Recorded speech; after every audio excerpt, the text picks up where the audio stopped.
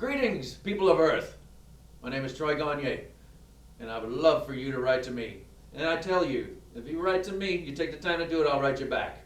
You're going to do it here, just like it says. You write to Hi Troy, P.O. Box 24, North Brookfield, Massachusetts, 01535. And it's important down here, this red part, check this out. That's, if you want to reply, you got to send a self-addressed stamped envelope. That's S-A-S-E. That's what that means. You know, we expect millions, maybe billions of replies here, and that postage really does add up. You know, so please send us a note, drop a signal, stay in touch. I'm going to do a new one for you. Thank you very much, sir. It's a brand new song, so pardon me if I mess up. Send a comment. You know, anything you like.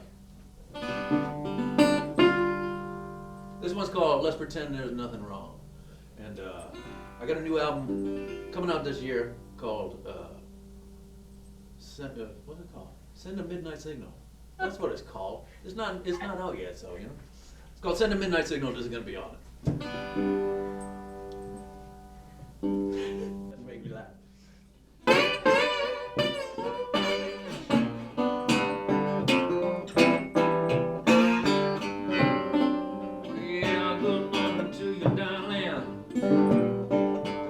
News for you.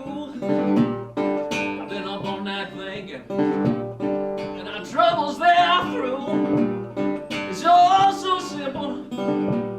We'll just decide what isn't true. It only takes commitment. Tell me what are we to do? Now let's pretend. Let's pretend there's nothing wrong.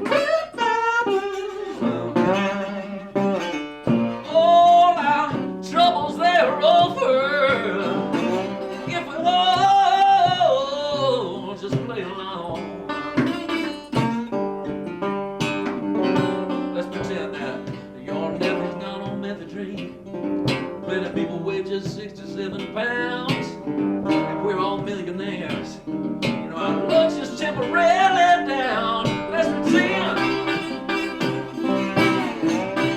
Let's pretend there's nothing wrong. All our troubles, they're over. If we all just play along.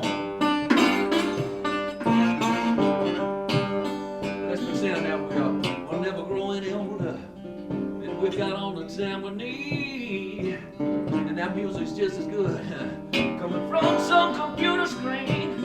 It's true what they say, there's such wisdom in crowds. Praise be technology, we're all so liberated now. Let's pretend, yeah. Let's pretend there's nothing wrong.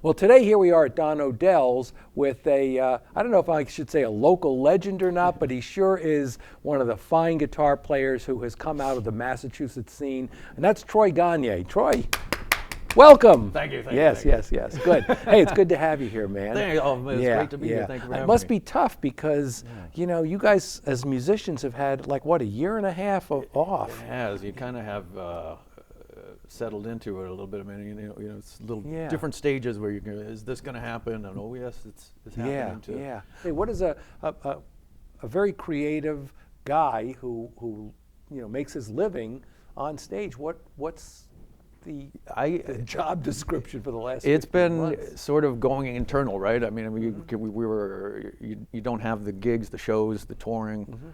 That stuff was taken away from the circumstances, and so it was, I mean, obviously a very unique situation, like nothing else has ever been in the world like that, but you have to embrace it, and I ended up sort of putting in a personal sort of regimen of just trying to, when this thing opens up, hit the ground running a bit, you know, Right, and yeah.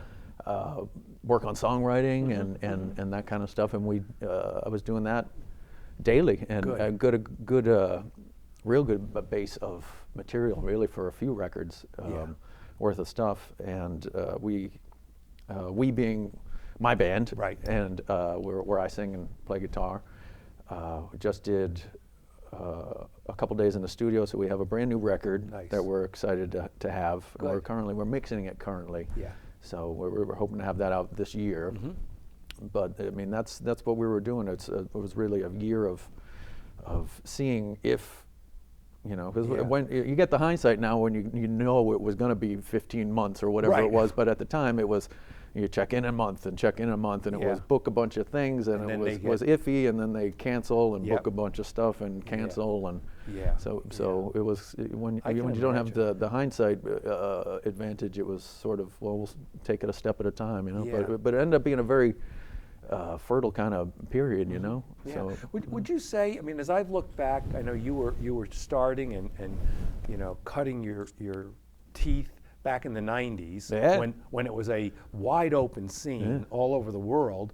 And then we had 9/11 hit, Oh, man, and that took away, you know, I always say that took away like the Monday, Tuesday, Wednesday gigs and left you with Thursday, Friday, Saturday maybe. I know. You used to be able to tour the country doing bars every night of the week, you know. And now, is this experience, as you think back, again in hindsight, sort of comparable to that 9/11 in terms of having to survive it?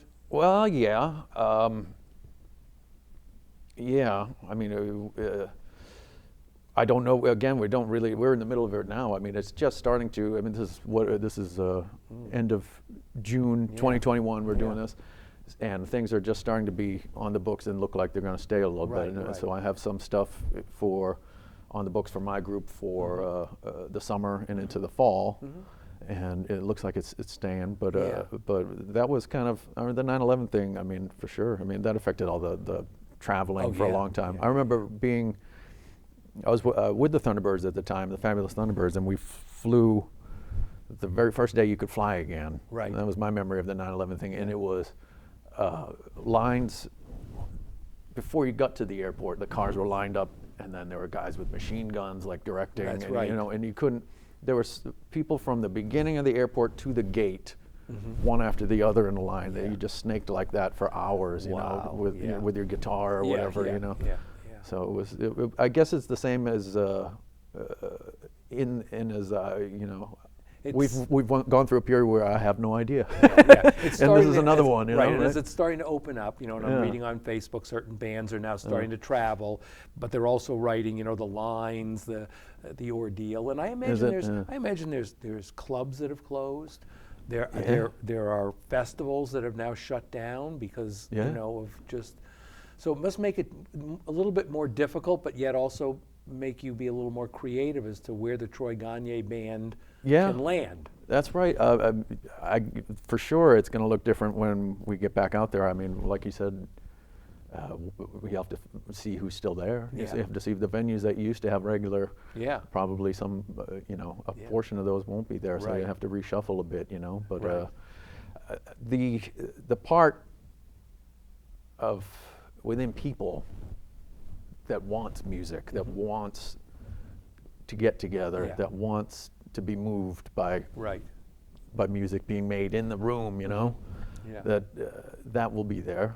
That will always be there. I mean, it always has been there. You know, I mean, that's that desire will still be there, and I think that it'll, you know, with a bit of what do you call it, deprivation from having that, I think it'll probably be a strong pull to get people back in there, you know, as long as people can do it safely and all that stuff. But I can't wait to be out there playing, and that, you know. You know, I've asked a number of musicians I've talked to in these interview sessions about is music now more important to humanity than it might have been? Did we take music for granted? Oh, man, it's tricky. I had this thought during that shutdown time when there was so much of what we talk about when we talk about music now is very much recorded music, right? I mean, we all have we think about experience we've had, good experiences and heavy experiences, and some of the most moving has certainly been records a lot of the time. So that's a lot of what we're talking about, and that was still there during that time, but it's very different than the time of, since humans were, evolved cavemen till what, 1900? Yeah. You had to be in the room. That's right. With someone making music. Yeah. You were showing me your father and your grandfather, and I mean, just that. We time have. period. It wasn't that long ago. No. No. Where recorded music really started. Exactly. And millennia before that, you had to be in the room. You had to, and when it was done, it was gone. Ethereal. I Of mean, the like, moment, yeah. I mean, music was shorthand for. You can't recreate it. It's something special in the moment. Yeah. And I kind of had this thought that during that shutdown time, this might have been that little chunk of year or whatever, the time on Earth when there's probably the least amount of live music ever being played. Yeah. Because we've kind of been in that mode of, well, you have it at a venue, and you sell tickets and you go, and that's how people relate to it, rather than. It's in your parlor, or somebody, someone's getting together. But it certainly, I think that was the slowest time for live music in Earth, probably, if you're talking about it. Yeah. Well, that really threw a curveball to all of the management people and all the agents and the booking agents, who couldn't book the band, but yet the musician could still play without them. You have an outlet, I mean, your creative outlet, you can still do. I mean, I've always thought that I'll be doing that. The music is so, it's what I do for life and for living, but I mean, it's beyond that. So it's what I'd be doing if nobody ever heard it. I'd be playing it in my backyard, or for myself. When did that click? That music is what I'm going to be doing. It's funny. I started playing guitar. I play guitar. People out there don't know I play guitar and I sing, but I started playing guitar about 12 or 13 or something like that. I didn't sing till years later. I was very shy about it. Yeah. So I played guitar for years before that singing came through, but started when I was 12 or 13, and when I think about it, I knew before I got a guitar. I really had that certainty in my head before I got the guitar that I'm a guitar player. Now I need a guitar, The quest is on, okay, what do I need? I need a guitar, and I need time to play the guitar and records and music, give me music, But I do remember pretty much knowing who I was at that point, that this is what I want to be and this is who I'm going to be. Which is a tricky time, because I mean, where I wasn't not a lot of guitar blues people, players back then. Oh God, man! I mean, you didn't. If you got to find anybody that even played an instrument, it was a little further, kind of diffuse like that, and there weren't so many. So I ended up. I always had great musicians to play with and stuff, and I started very young, going out to places to play. I was probably 15 or something when I started playing for money in bars and clubs and stuff. And we should just interrupt and mention for a fact that for the audience, Troy grew up in the Worcester, Massachusetts area, That's right. which I would not call a hotbed of blues. But there were some good clubs there. There were some spots, man. You think back about it, and there were a couple hot spots where people. There's a fellow named the right guys came through. Tour. Well, there was a couple people. Like there was a place called the Plantation Club, and a place called Gilrain's. And these are bars, and they had people that booked it that loved blues and loved good music. And there was a fellow named, still is a fellow named Chet Williamson, who was very good to me. He booked that Plantation Club, and he loved blues. And he harmonica player, played chromatic style, plays chromatic style. And he was very good to me when I was obviously too young to be in there, I wasn't up to any trouble or nothing. I just had to be where the music was, So I'd sneak in or whatever, and they had like jam session Sundays, so I'd go down there and wait my turn and sit in, and the people would get to know me when I was young, and say, okay, well, you got to see, you like this kind of blues, there's Jimmy Rogers is playing here next Sunday, so that was one I saw Jimmy Rogers with Ted Harvey, and maybe Detroit Jr. and Bob Stroger. I mean, this is what I'd go see at weeknights in high school. You're talking about the weekday gigs. These guys would come through those you know, Worcester was sort of off the map, so it would be Right. stop in on the weekday. Yep. And I'd get to, you know, since I knew people at these bars and Yeah, these clubs, yeah, yeah. they'd open the back door, like Right, just sit in right. the corner and don't, Yeah, you know, yeah. don't make any trouble. You know? Wear this fake mustache. Yeah, exactly. Please Right, come. right, right. Exactly. But Yeah. there was a lot of. I was lucky to have that because seeing the music up front is like you were saying. There's no. It's a difference between recorded music, which is wonderful, but when you're this close to Right. Jimmy Rogers, or when I saw Kim Wilson at the Plantation Club, or I mean Mark Hummel would come through Yeah, there, Little Charlie and Nightcats would mhm. blow my mind. You know, Yeah. this is mid '90s or Right, early mid '90s or something like that. You know. So when you're seeing the live shows, the Little Charlies, the Dukes, those guys, Oh man. are you then able to process what they did for a 90-minute set and go home? And I mean, do you have like you must have a mind different than, I mean, an artist must have a different brain connection. I thing. do. There's a focus kind of thing, and I mean, if you were talking still back then, right? Yeah, so right. if I was a teenager going out, and I was very much. As soon as I started playing guitar, I would play all day. I Yeah. mean, like 12 hours. I remember you know. telling me you'd wake up before school. And Yeah. You'd put 2 hours in before Oh yeah, high Like, school. which school just seemed like, you know, like it goes back to like knowing who you were. It was there was nothing in school that was, you know, guitar for blues guys. You know, it was really, it just felt like, get me out of here. I have stuff to do. You know, like you don't understand. I have stuff to learn. You know, Yeah, so right, I'd right. race home, run home. I'd get up early and play, and I'd run home and play after school. You know, put on the record and play along.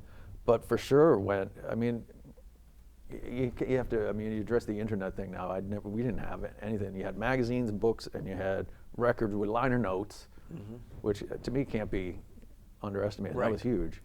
You'd sit there with you put your record on or your tape in and read along while it's going, you know, and get to know what bass player, what drummer, what guitar player, and Who wrote the songs. Who wrote the songs? You see these names recur, and then that would lead you to your next record, and you'd pull information from all that. Like you know, I'd remember looking at pictures of a guy holding a guitar and try to make your fingers go like that and see what it sounds like, you know. And so for sure, if you were going out to see somebody live, you'd absolutely be sort of trying to record it in your head, Right. run home and go like, oh, okay, that was a cool move. That's you know, right. I'm Yeah. gonna- I imagine some of the stuff looked very familiar. You know, Yeah, oh, you yeah. could go, oh, I know what he did there. Okay, I know that. But that thing in the middle Oh, yeah. is what I'm going to go Yeah. home and learn. Exactly. That's Yeah. very cool. Well, you know, they talk about the 10,000 hours of mastery, you know, to master something, and I certainly, to me, it sounds appropriate for a musical prodigy.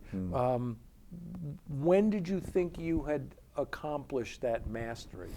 Boy, it's part of it is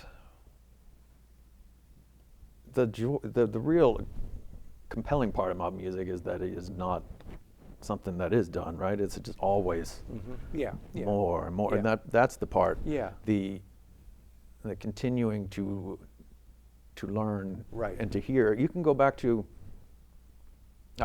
records that I heard. Like I remember having one of my first ones, Little Walter's Boss Blues harmonica. I had that on tape.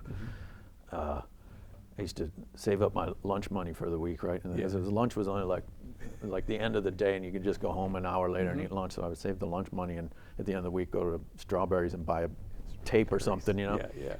So I'd get the tapes, and Boss Blues harmonica was one, and I can put that on now and still hear brand new things. Yeah, yeah. But it's in your perception. Right, The more you right. learn about the subtleties and the complexities, the more that you realize have been in there the whole time. Like Yeah. it's encoded in there from the beginning, but you Yeah. just didn't have the key That's cool. yet. Yeah. You know. Yeah, yeah. You But, weren't ready for it yet. I remember. Well, you know.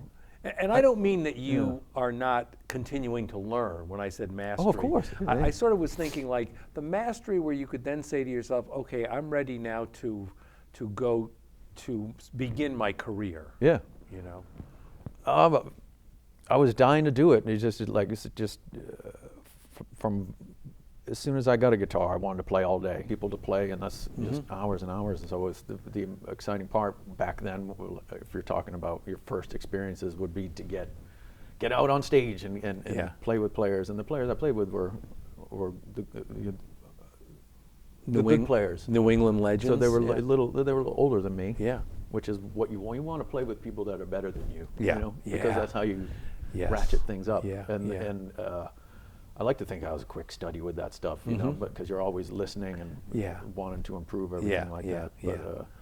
But early enough, you have to have some level of I'm comfortable getting on stage. you Right. know, Whether or not find your face, you're freaking out inside or whatever. You know, there's something that compels you to get up there Yeah. and do it. You Yeah. know.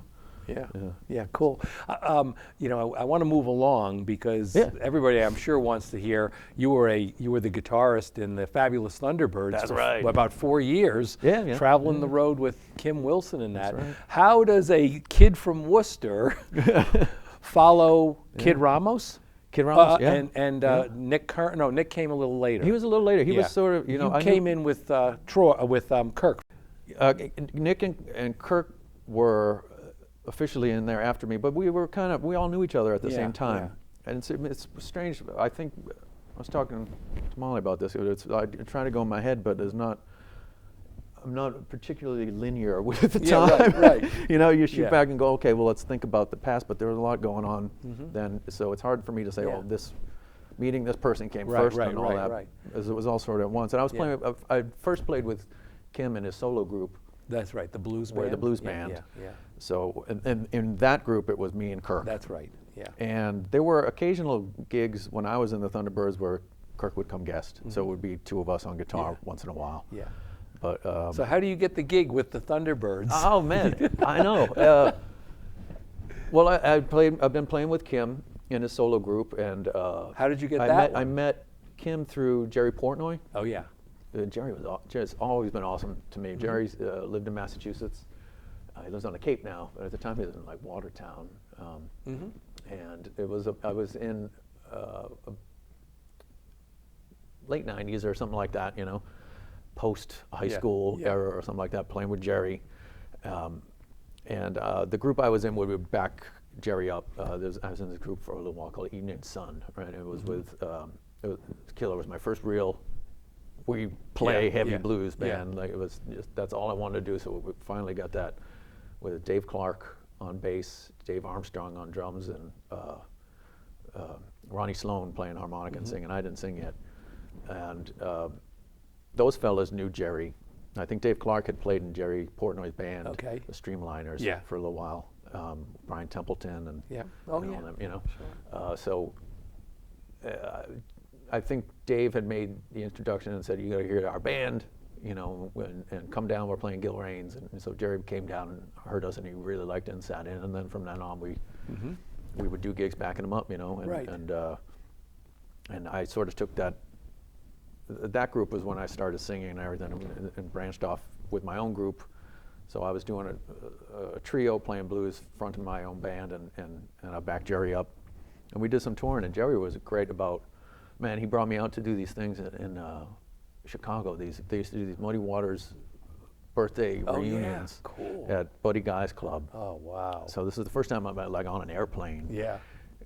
as a kid in the '90s, and he brings me out there to be his guitar player for a set. But it was like everybody that was around then: Jimmy Rogers, Yeah. Buddy Guy, Phil Guy, Yeah. Dave Myers, Yeah, right. Willie Big Eye Smith, Pine Top Perkins, and Fuzz Jones, yeah, and yeah. I mean Earl King. Oh my gosh, Like yeah. I'm trying to remember everybody Yeah. that I got to meet and play with on these things, because Jerry, Paul Osher, Oh yeah.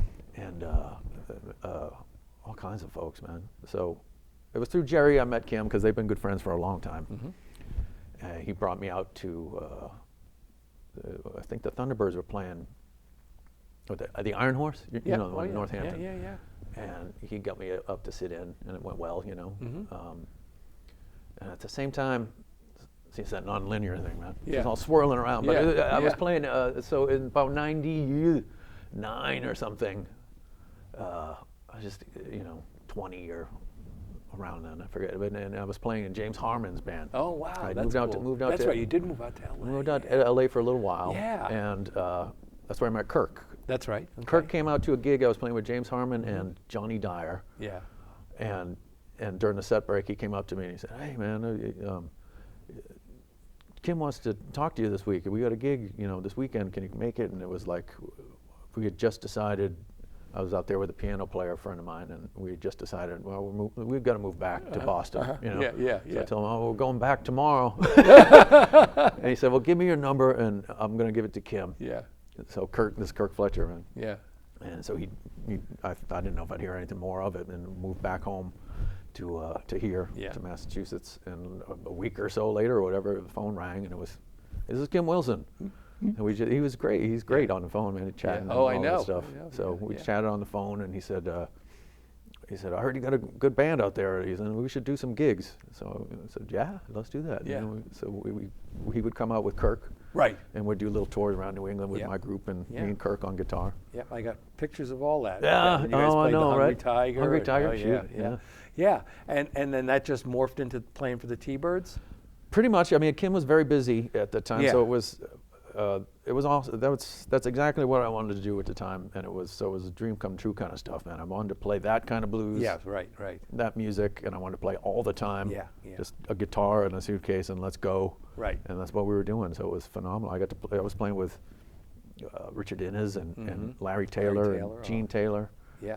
Boy, I mean, I'm saying some of these names, man. I know. Some of them even this year, Paul Washer and Gino and Harmon, man. I know. I know, all yeah, shit. I know, every time. Excuse me. Yeah, that's all right. But, so what was the first gig with the T-Birds like? Now, I mean, that's a little bit different aura to that band than the blues band. Yeah. You're playing big stages, big volume. That's right. What's that first? You have a lot of rehearsals before that first show? No, we didn't. What? No, What? I know, nothing, man. It was I had done a gig filling in last minute for Kid Ramos, who phenomenal player, man. I love his playing, and I think his wife was having a baby, so he had at the time, kids, we had these pager things, right? So he had a pager, and it was supposed to be like, when this goes off, I'm gone. Right. Good luck. So Kim called about that. He said, we got a gig near you. It's Pennsylvania. I said, well, okay, that's kind of near me. Yeah. But I said, absolutely, I'll be there. Let's do it. And I remember getting in the car and driving. It's like 5 hours. Or something, Yeah. So let's do it. And he didn't say anything like material. Like usually you get a gig, and someone will say, "Oh, here's the stuff to learn," all that, But I mean, it was no time. And back then, it would have been put in the mail and all that stuff. Yeah, right. So it was just get there. Yeah. And I went and learned Tough Enough and Wrap It Up and all that stuff. And, and we did those and went very well. And I remember he said, "Oh, I didn't expect you to be so prepared." And I said, "Yeah." Did you listen to it all the way down in the car? I did. I was trying to put it in there so much. I'd put it on going to sleep, put the CD on repeat, just try to get it in your head, in your dreams or something. Please be there when I need you. Get it in the subconscious, push in the cracks. Yeah, that's great. So I did a fill-in thing, but then the first gig we did, it was like a House of Blues, maybe out Las Vegas or something, and the curtains closed and the place is packed right in the big stage. Yeah. And they're about to go and they're announcing or whatever, and he turns to me and I remember he goes, "So what do you know?" And I said, "Oh, anything you want, man. Anything, Yeah. At the time, that was my favorite group in the world too, man. Yeah, I had Dave Clark, who we mentioned before. He was a harmonica player before he was a bass player. Yeah. And he was Wilson fanatic, and he used to go around the 70s anytime the Thunderbirds came up and tape them. Right. And he had shoe boxes full of these tapes that were like gold to me. So yeah. I was very familiar with that stuff, and that was like when tapes of the Speakeasy, Jonathan Swift's, Lenny's on the Turnpike, places I'd never been but know of, and with a Bunratty's, all these joints. But it would be a full tape of the Thunderbirds doing their thing, Right. and that stuff to me was so influential sound-wise. They were such a great sound. Keith Ferguson on bass, and Jimmy's playing was perfect. Yeah. So minimal, like every note in the right place at the right time. Yeah. So I knew all that stuff cold, Yeah. so it was kind of instinctual. Right. There was a lot of that. You don't have to say much. We just were coming from the same place. That's right. That's right. Yeah. When you're playing all these classic T-Bird songs, people around the world know, how do you keep it so that it's recognizable, but also put Troy into it? Yeah. Or are you not allowed to do that? No, of course, of course. So how do you do that? You have your own voice. I mean, it's to the point. There's parts of songs. If you're going to do songs where it's, like you said, a recognizable song, and here comes the part that everybody is singing out loud in their head. Yeah. You got to have that because I want that. Yeah, you know? right. Yeah, that's a great part of the song. But Yeah. there is a balance in all that, and there's places where you add yourself. You have to do it. You have to add freshness. I think it's really important to in life, and especially in art, to be able to for your mind to see familiar patterns in new ways. Yeah, that's how you keep attention on something, right? And that's how you focus on something, and that's how you find new areas to grow in something that somebody might overlook. That's right. That's right. And as an artist, that's what you're constantly looking for, is that new way to phrase or do something. So you've played with the T-Birds. I'm just going to give you the major ones. You played with the T-Birds. Yeah. You did a couple of years with Booker T. I did. All right. Same thing, playing classic stuff, but getting Troy. Yeah. You've played with the Blue Tones a little bit. I'm giving some New England stuff. You've been with Anthony Gerasi, the Boston Blues All-Stars. So how does Troy Gonyea now take all of those very varied, what's the word, styles? Yeah. And then have Troy Gonyea come out? What's the vision that Troy Gonyea takes from all that to now paint your own picture? That I thrive on variety of sources, and of course I have a pretty huge appetite for stimulus, right? So music and books and films and movies. I kind of have to have that all the time, and that's where you get ideas and music all the time, and it's thrilling like that, So you can, like I said, to be able to see the similarities. If you listen to John Lee Hooker, is one of my favorites, and then I'll put on next Hamza Al-Din, right? He's one of my favorites. He's an oud player, and it's Middle Eastern kind of stuff. And I mean, you can instantly hear a new music and go, okay, well, that's different than John Lee Hooker. You hear it right away, but mostly it's. If you were an alien and you came down, you would mostly see that stuff's almost exactly the same. Okay, it's a human playing a stringed instrument, right? Vocally working out. So there's always similarities. Yeah. So you can kind of bridge things to see where they're coming from. Right. It's kind of I think it's ethereal or whatever, but if you're learning a new instrument, I play some harmonica and stuff like that. But if you play different instruments, you can kind of pick it up a little quicker because you already know music. Right. You know how to do music. Yeah. The thing that took me the longest time when I started playing guitar first was like, how do you do this music part of it? Yeah. Where does it fit in like that?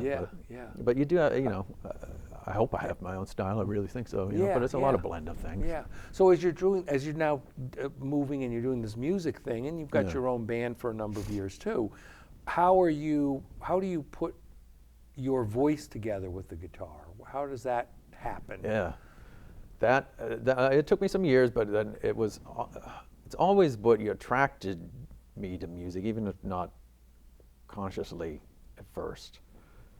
But with blues, my first attraction to music was through blues, and it's very much all different styles now. I listen to jazz all day, and anything you can think of, country and Harry Partch and Schoenberg or whatever, or John Coltrane. Just all kinds of gets me going, But shoot, what was it? The voice, putting the voice together with the guitar. Oh, the voice and the guitar. Most people would know you as a very strong guitar. It's very blues is very vocal music. I mean, even any instrument you play, you're using the voice as the inflection. You're playing the guitar as a voice. You play harmonica. That's right. Like the way Sonny Boy Williamson plays, it's vocal. It really comes back to the voice. So I mean, it was drawing me to that. This is inevitable. Right. If you're going to do this right, and that was always my draw, was I want to be able to do this right. Yeah. Is you're going to sing, you got to sing. So I would push myself to do it, and there would be it was like I said, I was shy at first, and it was when you're young and you're living with people or roommates or whatever and stuff. There's no space to start hollering like an idiot, and making squeaking noises. So I'd get in a car car was the best. And you get in the car and you're in that stereo, you know, and you can just find some country road or whatever, and you scream your head off until you can get it right, you know, and right, at least decent enough to try it in front of someone. Yeah. But it was just a lot of doing, and now honestly, it's the songwriting and the singing sort of drive things. Right.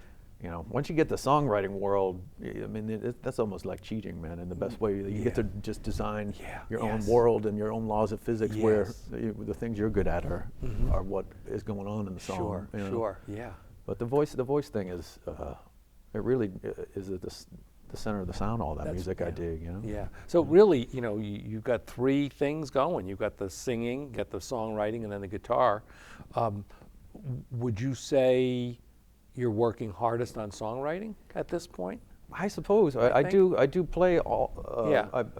I practice guitar, then play guitar, and I sing. But the songwriting thing has been. Because that's what you've got to get right. You really do. Like if, yeah. If you're gonna be, and this is where I am. I'm leading a band, and you know, you want to set yourself up as a singer to sing the stuff that you sing well, and you play well on guitar. So this is your responsibility to find this world. You know? Right. So it's something I work on every day, and it's really it's been exciting to learn that new stuff and to learn the techniques of it and the disciplines of it. You know, I mean, you kind of have to. You have to have that creative thing attuned all day, and be open to any way it comes. You know, like sometimes they come. Sometimes they come a full song. You just sit down at a guitar, and you open your mouth and words come out, and then you're done in 3 minutes or something. Some of those are great, and sometimes you just I keep like a little notebook and a pen. Because it happens anywhere. Just a line of a song or a word that's rhythm, and you put it down and you fill up a notebook and check back. You kind of have to start with an idea, whatever that idea is, and then document it somehow to where it's like a map back to it. So you can come back tomorrow and look at what you wrote or drew, and know what you did. I remember that. That's what that is. That's you know? right. So finding those techniques. And you've got, if you're telling a story, you've got a limited amount of time to make that story relate to me. You know, that I can relate to it. I'm wondering now if as you were growing up and you could see what the guitar player was doing when you went to watch him, if now when you listen to songs, if you can hear, what did he just do in that song, or she? Very much. And let me see if I can do it in my own way. You know? I'm listening to music all the time and go, oh, that was really cool what they did that. How that little bridge came in and gives you a contrast for a minute, which sets you up to swell when it comes out.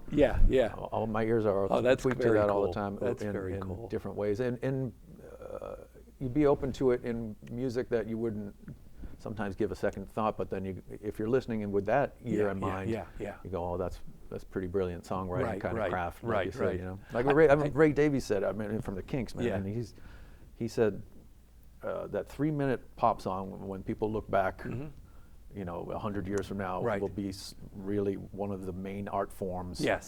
Of the 20th century, 21st century, you know, to get 3 minutes. I know. Organized correctly, boy, that I call Robert. Sounds simple, but it is hard. I call Robert Cray the master of the 3 minutes short story. He's pretty wonderful. You know, with he that. does it in 3 minutes, and it's like, here are the characters, here's the conflict, now it's done. It's like, true. How did he do that? Three acts in 3 minutes. Yeah, right. You know? That's right.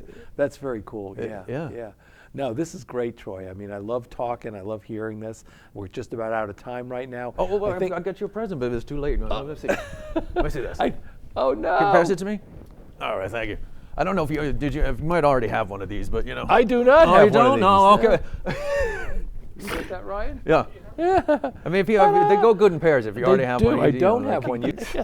Well, again, for people who are watching this, you know, Troy, literally, you went from an apprentice, I would say, in the '90s, to really working some of the most impressive gigs around, both with the T-Birds, Booker T, and all the Boston people.